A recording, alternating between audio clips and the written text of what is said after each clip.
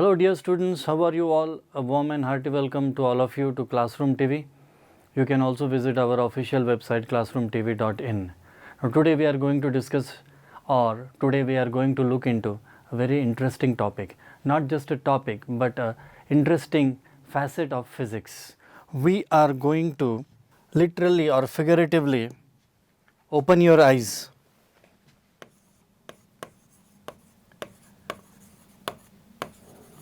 and broaden your vision. We are going to open your eyes figuratively and broaden your vision and throw light on few things regarding physics. We are going to throw some light on physics. So eyes are there, light is there, and physics is there. So you must have guessed by now that today's topic is human eye, and first thing which should strike you is that why you are studying human eye in physics, how physics and human eye are related. Physics is all about natural phenomena, as we know that, and the other thing about physics is that you should never take anything on the face value. You should dwell on it. You should try to investigate the things in physics. Simply you are reading the terms, that shouldn't be the attitude. You should be like, why we are studying human eye in physics? That should be the first thing. Instead of just this is one chapter and you are preparing for exam, that shouldn't be the case.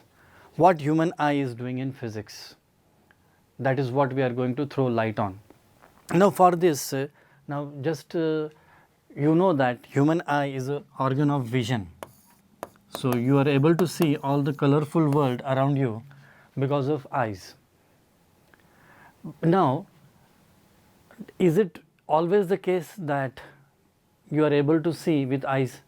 Now for example, like during daytime when it is really bright, so daytime and it is bright and you close your eyes, very bright, and you close your eyes, what will happen? You will not be able to see. Then again during night or when it is pitch dark and you strain your eyes wide open, will you be able to see anything? So that means even when eyes are there, there is some input which is required, which is missing when you close your eyes and which is missing when it is really dark. So what is that thing? What is that input which makes the eyes to see everything? That thing is light. So we know that whenever light falls on the eyes, or what is the definition of light which we have seen? Light is a form of energy. So light is a form of energy which when enters the eyes gives us the sensation of vision. So light is required now. Now light we have studied in physics. Light is a natural phenomena. Many things related to lights are studied in physics, and that branch is called as optics. So we know that. So here we are getting some relation between eyes and physics. So that means when we are studying about human eye, now this thing is really important. So we are not just studying anatomy of eye, we are studying eyes with view or in relation or vis-a-vis physics. That means how the working of eyes are related to some natural phenomena which are always studied in physics. So now when light enters the eyes, then only you are able to see. So here again you should know that which bodies emit light. Sun is there, luminous bodies which are there. So these luminous bodies, they emit light, and that light will enter the eye and you will be able to see. But not all the objects are luminous. Then how do we see them? So they reflect the light. The light which is coming from sun, for example, is reflected by all the non-luminous objects around you, and that reflected light enters your eyes. So here we are having emission is there, then reflection is there. These are all natural phenomena which are studied in physics related to light. So light enters from the object, light coming from the object enters the eyes, and that light might be emitted light or that light might be reflected light. And what happens now when it enters the eyes, that also is equally significant. That means we are going to see what happens to the light, what happens to light when it enters eyes. Whenever light enters eyes, what happens? Light is entering the eyes. So, we have light and it enters eyes, and what happens to it such that we are able to see everything around us. That is what we are going to investigate in this chapter. And if you keep this in mind, then you will also understand the concepts like defects of eyes. So, why there are some malfunction is there, what these defects are there, and what is the remedial or rectification measures, that also you will understand better if you consider this chapter as what eyes do to the light or what happens to the light in the eyes. That is all, that is what this chapter is all about. So, keep this in mind. So, here we have light enters the eyes, and now here do not go by the labeling here. Here our focus is what happens to the light. First thing means as the light enters. So, here you can see that as the light enters the eyes, and look at the structure of the eye. It is like ball like or spherical structure. The structure of the eye, the shape of the eye is spherical. It is bulging outwards, as you can see it is bulging outwards. That means this, if you look at this part now here where the light enters the eyes, that part is convex. It is a part of a spherical ball, and that part is like a convex curved surface bulging outwards, convex. Now, suppose you were told that this part is cornea, that we will see later on, this part which is exposed to the light. First thing, light enters the eyes through this part. So, this part which is convex is also transparent. Suppose you were told that this convex part is also transparent, then what you will add up, what these things convex and transparent and light. So, we have a convex transparent surface and we have light striking it. So, what these three things add up?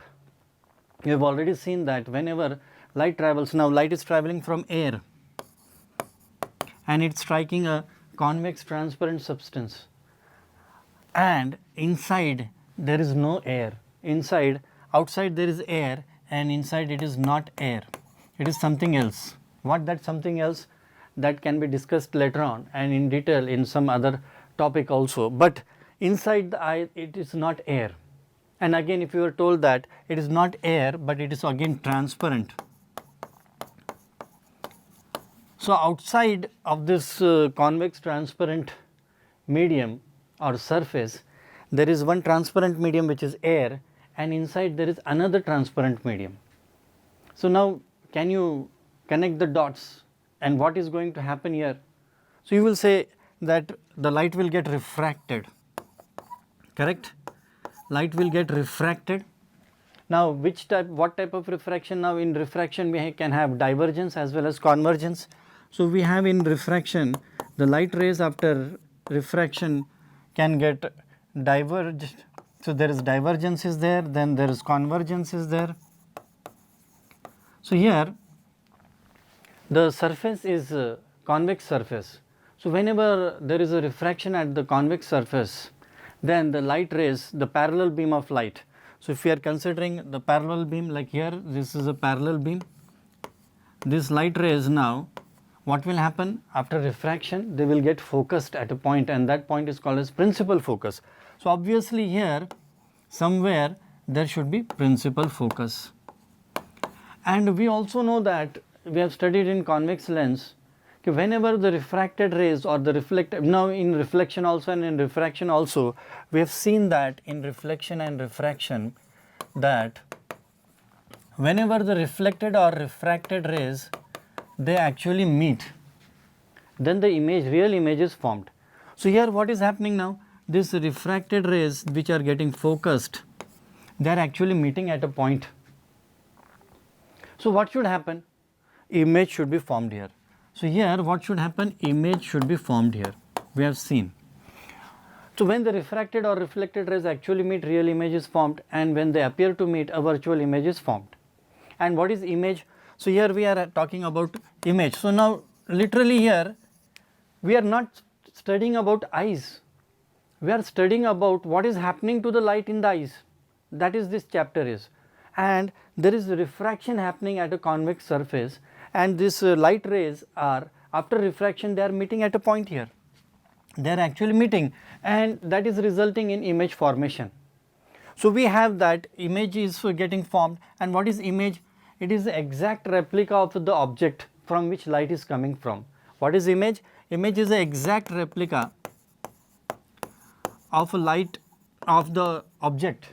Image is the exact replica of object from which the light is coming from. So let us say here some object is there, here some tree is there, and these light rays which are coming from this tree, whether the tree is emitting the light or tree is reflecting the light, but this light ray carry the pictorial information of this tree. And what is going to happen now? After refraction, these rays are meeting, and the image of this tree is going to get formed there. And this is how we are able to see. This is like a brief overview of how we are able to see. So because of the refraction, because of this structure of the eye. Now what exactly is happening, how this refraction is taking place, and how it actually means, like how eyes, like in camera we are able to focus on distant object, we are able to focus on nearby object, we have to do all this focusing. So same thing, whatever is happening in cameras, same thing is happening in eye. And how it is happening, how we are able to see distant objects also, how we are able to see nearby objects also. And like here, this obviously now this part is where the light rays are going to strike. So this part should act like a screen then, this whole part should act like a screen, and it is called as retina, that we will see the screen on which the image is formed is photosensitive. And we know that in camera we have reels which have coating of silver iodide. So in camera we have a silver iodide coating is there, and the silver iodide is photosensitive. Photo means light, and because of whenever light strikes, something happens there and image is formed. Similarly, this screen which is called as retina, this whole part is the screen here. Now remember, if you are looking at eyes, this part here, as you can see, curved part is the front portion of the eye, which is transparent, which is convex, and which is called as cornea. And whenever you look at the image of the eye, the picture of the eye in a textbook or anywhere else, retina is shown like this whole part is retina. So in your mind it is like a one dimensional curved line. That is not the case. As you can see now, if this is a cornea which is transparent and convex, the refraction of light can be taking place anywhere, and so vertically also the rays might be striking in the vertical plane, the rays might be striking in horizontal plane also. So in this way two dimensional refraction is taking place there, and cornea, the retina is like this. So anywhere here the image can be formed.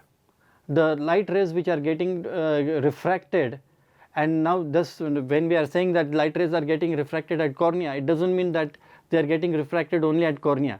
The light rays after refraction, now we are talking about what happens after refraction, they will strike the whole of this retina. So this whole retina is like this, it is not like a curved line, this is retina, and anywhere here the refracted light rays will strike, they will get focused.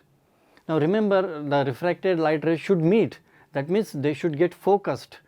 So all the rays get focused anywhere on the retina, and retina is photosensitive. So what does retina actually consist of, that also we are going to see, but now just understand the overview. So here we have, like you can consider the camera reel which has silver iodide, and light strikes there and image is formed. So somehow the image is formed on the retina, and then retina is then connected to the optic center of the brain. So in the brain we have a region called as optic center.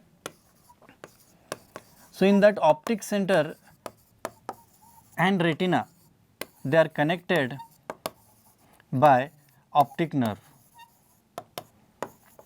So, this what does this optic nerve do is that, like now whenever the image is formed on the reel of the camera, then what you do, you take out that reel and then you do something and then the picture is reproduced. Same thing here, whenever the image is formed on the retina, that image is converted into electrical signals.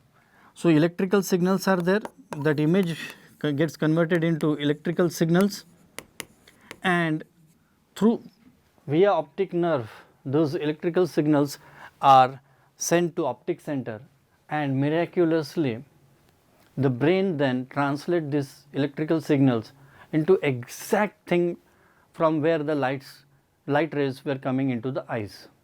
Now, that is a miracle, that is not the topic of discussion here.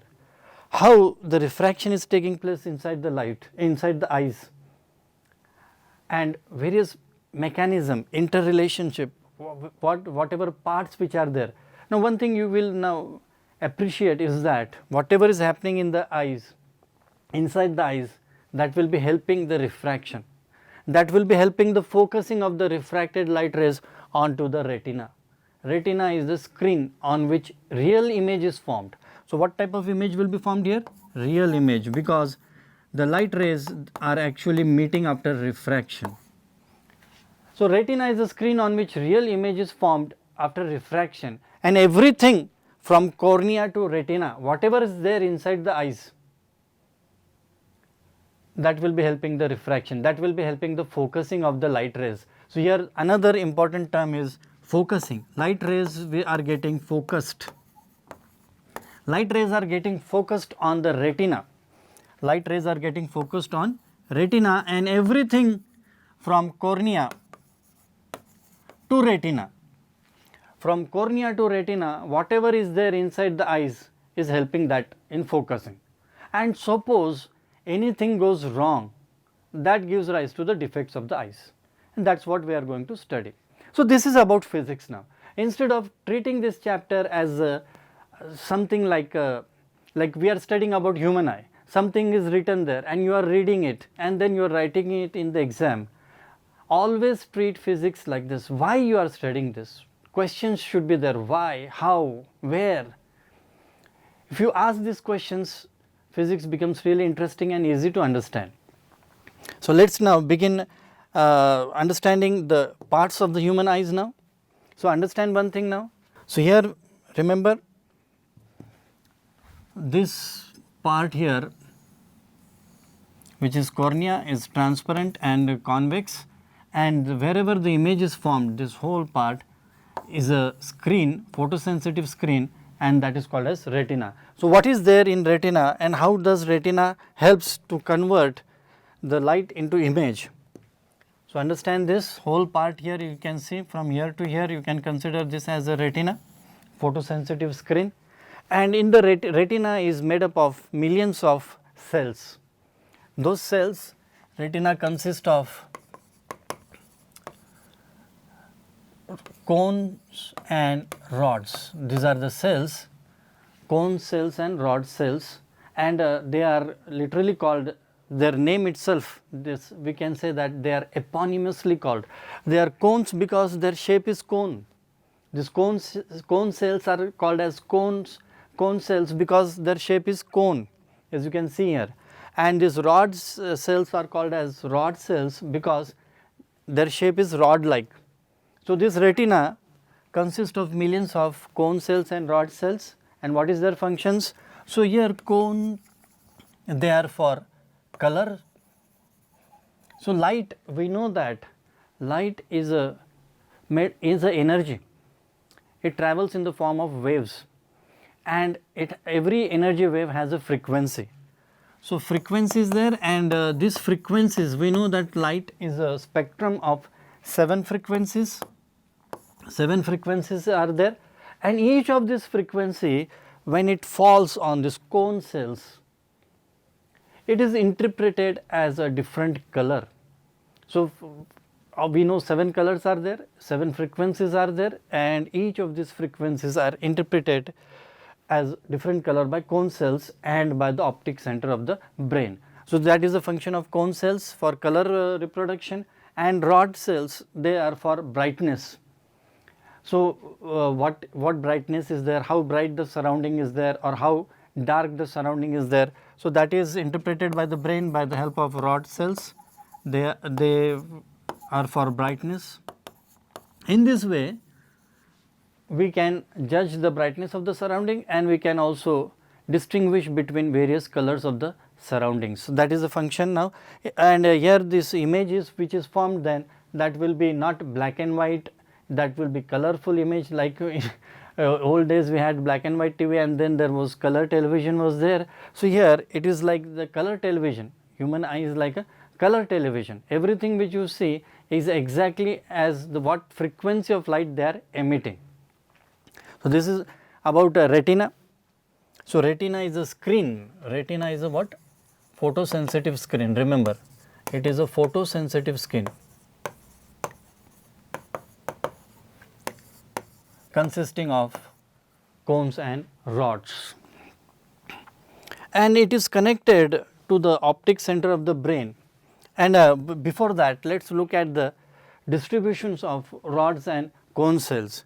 So, here cones they give us color interpretation, and rods are for brightness, and cones are concentrated. Now, remember this is the shape of retina. Retina is not just simply a curved line, it is the retina is like this. So, in the center part of the retina, concentration of cones is more, whereas on the surrounding parts of the retina, like the circumference periphery of the retina, there will be more rod cells. Now, rod cells are for brightness, and since more of these are spread throughout the retina, what happens is that they are able to receive light, and they are able to interpret how the surrounding is there. So, in this way, this is the distribution of rods and cones in the retina, and these rod cells are also responsible for peripheral vision. So, we have a peripheral vision. So, peripheral means what? We say that side glance, sideways you are able to see 180 degrees in front of you. So, when you are looking laterally sideways, that is called as peripheral vision. So, these cone cells or rod cells are also responsible for peripheral vision, and this is the distribution of rods and cones on the retina. And all this information which is formed on the retina, which is produced on the retina, this information now here, as you can see, this is the retina, and here what happens, there is a one outlet which is optic nerve. So, this is the optic nerve which comes out of the retina, and it carries the electrical signal. All the information which is formed on the retina is converted into electrical signal, and then this electrical pulses are transmitted to the optic center of the brain. Here we have the optic center, and there miraculously all this information is converted into the exact object, and you see the object where the object is. That is a miraculous thing about the eyes. Now, few things regarding eyes now we have understood. So, we wanted to show you this picture, like generally what happens, let us study this chapter, and this is this and this is that. So, this is not how we teach physics here. So, you understood now everything about eye and why we are studying eye.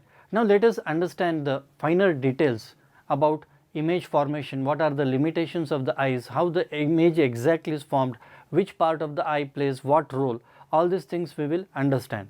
Now, let us first of all understand few things, limitations of the eyes. So, here when we understand the limitations of the eyes, then we can also understand its functioning better. What exactly is happening, why these limitations are arising in the first place, means we are able to see everything around us with the help of eyes and light, then why these limitations are there? These limitations also tell us the working mechanism, how the refraction is taking place, the structure of the eye, what role the different parts of the eyes play.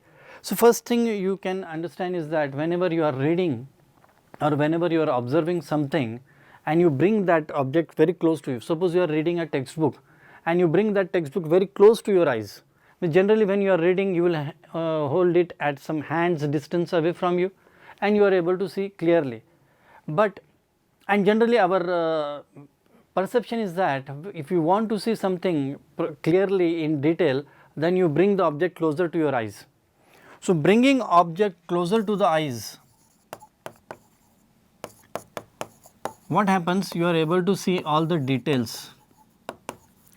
Now, one reason is that when you are bringing object closer to the eyes, then the light coming from those objects, instead of diverging here and there, most of the light coming from the object enters your eyes.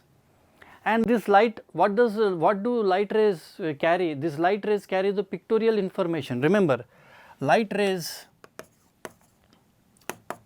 they carry pictorial data.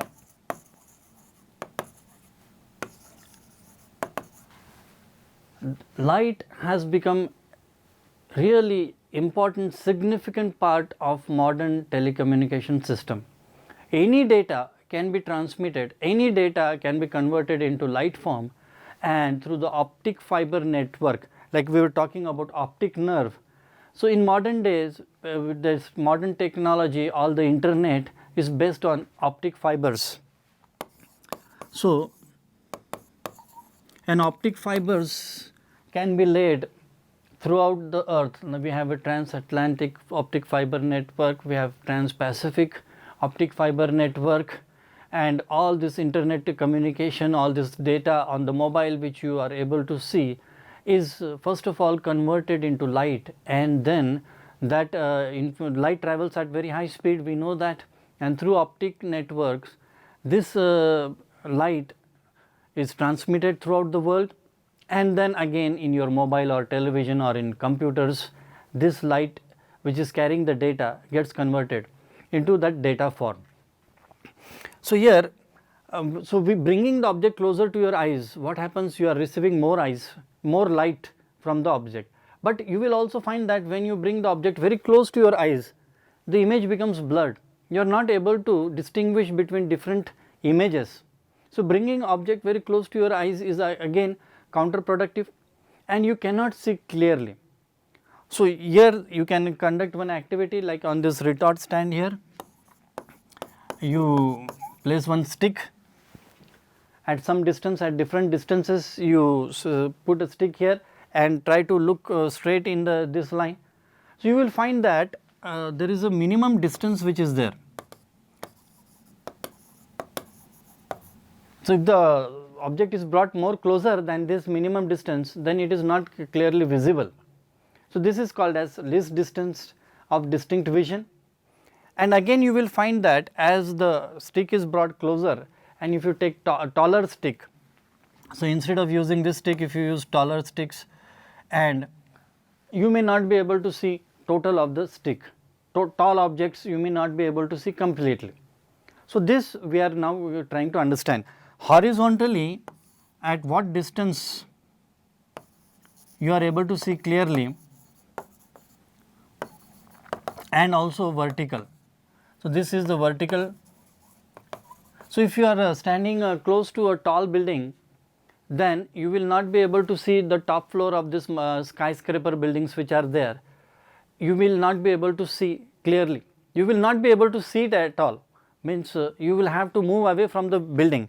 So, very tall building is there, and you are here, you will not be able to see this part, you at the most you will be able to see this part, and if you move away, then you may be able to see whole of the building.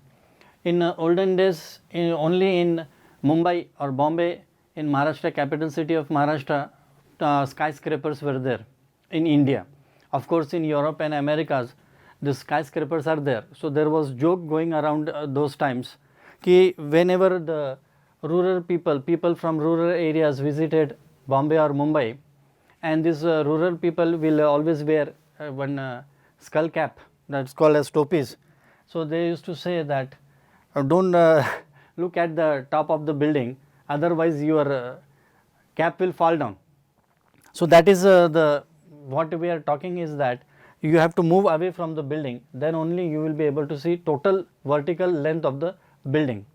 So this is the least distance, and this what length, vertical length of the object you are able to see with your eyes, that is called as angle of vision.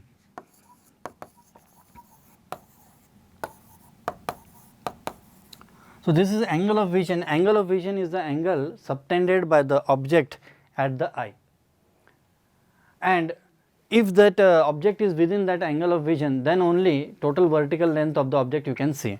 So here this is the angle of vision here, and this angle of vision is 60 degree. So this is that means what? If the angle of vision is greater than 60 degree, then you will not be able to see whole of the object, like this building here. As you can see here in this building, if you are here, this angle of vision is greater than 60 degree. So it will be greater than 60 degree and you will not be able to see whole of the building. But as you move away from here, the angle of vision is less than 60 degree. So you are able to see whole of the building there. So that is about angle of vision. It should be less than 60 degree. As you bring the object, as you can see here, this is 60 degree. You have moved this object away from your eyes, is CD part, you have moved away from your eyes, and the angle of vision has decreased and you are able to see whole of this. Now you have brought it more closer. So here angle of vision is less than 60 degree. Here this CD part is between, it is making angle less than 60, therefore you are able to see whole of the CD. Now you bring it near AB. So AB, this object AB is exactly subtending angle of 60 degree here, and therefore you are able to see exact the top and the lower part of this object. But as this is moved more closer, you can see now the angle subtended by A dash B dash is greater than 60 degree, and therefore now you are not able to see these parts A dash and B dash, you are not able to see with your eyes. You can also check it. Suppose you are in your school library, you are on the chair and look at the racks which are there. So just see without straining your neck, without straining your eyes, what height of the rack you are able to see. So that is the angle of vision, and this is the least distance of distinct vision. And this least distance of distinct vision is 25 centimeter. That means if the objects are brought more closer to the eye than 25 centimeter, that the distance between object and the eye, if the distance between object and the eye is less than 25 centimeter, then you will not be able to see that object clearly. And if the angle of vision is greater than 60 degree, as in the case of this skyscraper buildings, then again you will not be able to see total of the object. Now here, when we are talking about angle of vision here, it also depends upon the height of the object. Means suppose the height is very greater, then obviously you will not be able to see complete object. You will have to move far away from the object so as to decrease the angle of vision, and then only you will be able to see the object clearly. So that is about least distance of distinct vision and angle of vision.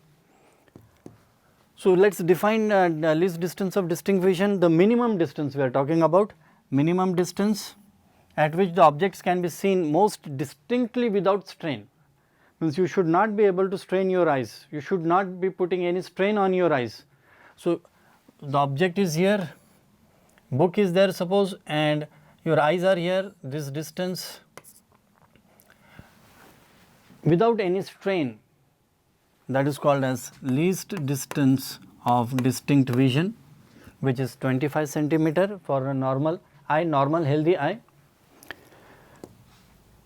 And this, so we have understood about the image formation process. Light is the input and the image formed which is output, and that image is formed on the retina and it is converted into electrical signals, and it is then sent to the optic center of the brain. But what happens inter alia, in between what is happening? Light enters the eyes and inside what is happening till it reaches the retina. Let us now study that. So, let us first of all look at the important part of the eyes. So, here we have this part, the part here, as you can see here, through which light will enter, that we have already seen, that is cornea. It is transparent and it is thick. It is like a transparent convex plate which is thick. So, what it is, it has many purpose, it serves manifold utility. So, first of all, it being transparent, it allows the light, it being convex, it will refract, it will focus the light towards the retina, and also it being a thick plate, it provides protection to the eye. These are the functions of cornea. Now, inside the cornea there is a liquid called aqueous humor. Now, what is the significance of it? Why it is there? Now, here we were talking about refraction. So, here outside there is air is there, then this cornea is there here, and then there is another medium, another transparent medium is there. Then only refraction will take place. Light should travel from one transparent medium to another transparent medium, and if in between there is a convex transparent interface is there, then focusing will take place. So, here we have this aqueous humor. So, this aqueous humor, it actually helps in focusing. It increases the refractive index, relative refractive index between eye and air, surrounding medium, and this helps in focusing. So, this aqueous humor actually helps in focusing by increasing the relative refractive index. We are talking about relative refractive index between eye and surrounding medium, which is usually air. Now, you may be swimming, and at that time you will definitely find some difference between how you see the things, even if water is very clear, transparent, but some adjustment you will see some difference between how you see the objects when they are in air and when you are the objects are in water or you are in water. That is because of the relative refractive index. When you are in water, light is traveling entering your eyes through water, and normally the eyes light is traveling in air, through air, and then entering your eyes. So, this aqueous humor plays the role of changing the relative refractive index, and more it allows more pronounced focusing after refraction towards the retina. That is the function. Now, then we have a pupil and iris. Now, these two are together always, pupil and iris. That also we will see what happens. And then there are lens is there, eye lens. Lens, literally we have studied about spherical lenses, convex lenses and concave lenses. So, that sense only we are talking about eye lens here. So, here we have eye lens here, and it is convex in structure. So, after all this, means cornea has refracted the light, aqueous humor is helping in refraction of the light, then actual focusing, actual play, this is a trailer, the actual film is in the eye lens and ciliary muscles. This pupil, iris, this cornea and all this, they are like a trailer. Actual thing is happening at a lens, and the defects of the eyes are mostly because of the defects in the lens and the ciliary muscle, and that refraction, actual refraction that we say, that conventional refraction which is taking place at the eye lens. We say that the crystalline lens, the eye lens are called as crystalline lens. Now, crystalline means not like exactly crystals like diamond. This jelly like substance is there inside, and it is highly flexible. So, do not go literally by crystalline lens. As we were talking now, this eye we are studying as a part of physics, we are not studying it as an anatomy. So, what exactly crystalline means? It is made up filled with jelly like substance. And then again we have vitreous humor. Now, same thing now, vitreous humor is again a liquid, and it will help in adjusting the relative refractive index. So, this again is for relative refractive index, and all the things are there, so that wherever the object might be, and the light rays coming from that object, when they enter the eye, they should be focused on retina. The light rays should focus on retina. That is the thing, light should focus on retina. That is the thing. And because for that all these things, all the parts of the eyes are there. Now one by one let us see. We have already seen cornea, and we have seen about aqueous humor. Now let us talk about pupil and iris. Now pupil and iris, this pupil is like a diaphragm, and we have one opening there which is iris. Now this diaphragm can contract and expand as the iris, and what will happen, that will control the amount of light which is entering the eyes. Now let us understand that better. So sometimes there is a brightness is there. So you, as you can see now, iris is a diaphragm. This surrounding part you can see, that is iris, and this part here which is pitch black, which is pupil. Now one simple question is that all the light which enters the lens and finally which strikes on the retina is decided by this pupil and iris arrangement. Means the cornea will allow the light, maximum amount of light is allowed by cornea. Cornea does not restrict the light which is coming inside the eye, but how much light should strike the retina, because we have rod cells are there. These rod cells, they are tuned to brightness. So what will happen is that there is a limit for how much bright light they can tolerate and how much faint or minimum brightness which they are able to reproduce properly. So there is a lower limit and there is a upper limit, and light should be falling on the retina within that range, and that is controlled by iris and pupil. Now the pupil will dilate or pupil will contract as the iris will change. It is a muscular structure, and iris will, what it will do, it will control the pupil. Pupil is the opening, and as pupil dilates or pupil expands, more light will enter the eyes. So whenever you are in a, suppose you enter a dark room from a bright area, then what will happen? Suddenly you are not able to see properly, but after some while, even in that dark surrounding, you are able to see properly. So you are going from bright part to dark part and vice versa. Then some adjustments are required, and suddenly suppose you could go from dark part to bright part. So you will feel that you have to constrict your eyes, you will feel squint in your eyes, or you will feel some hurt in your eyes. So this large amount of light or brightness, higher brightness can cause damage to the eyes, and lower brightness you will not be able to see the objects carefully, you will not be able to see objects in detail. So this is controlling of the how much amount of light, like in camera we have exposure part is there and aperture is there in camera. So same thing is happening here, iris and pupil. So pupil is a window and which controls the light which is entering the eyes. Now one thing is that the question is that why pupil is black in color. Now iris color is different for different people. Some people have blue iris, some people have black iris, some people have different colors are there, brown iris, but pupil is always black. So why pupil is always black? Because all the light enters the eyes through the pupil.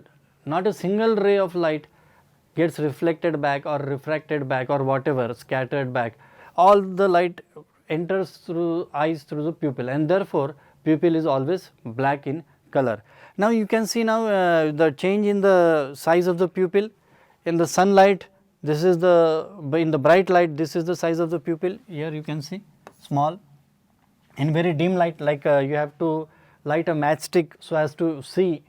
It's so dark that you have to, now there is no other light source, so you have lighted a matchstick. So this is the only luminosity there, this is the brightness. So here you can see the size of the pupil. So pupil is small, your pupil has been dilated. We say that this is dilation or expansion. And here in the normal light, this is the shape of the pupil. In this way, what light enters the eyes is controlled by this muscular arrangement of pupil and iris. So, this topic about eyes we will continue discussing when we meet next time. Till then, take care of your eyes. Goodbye to all of you.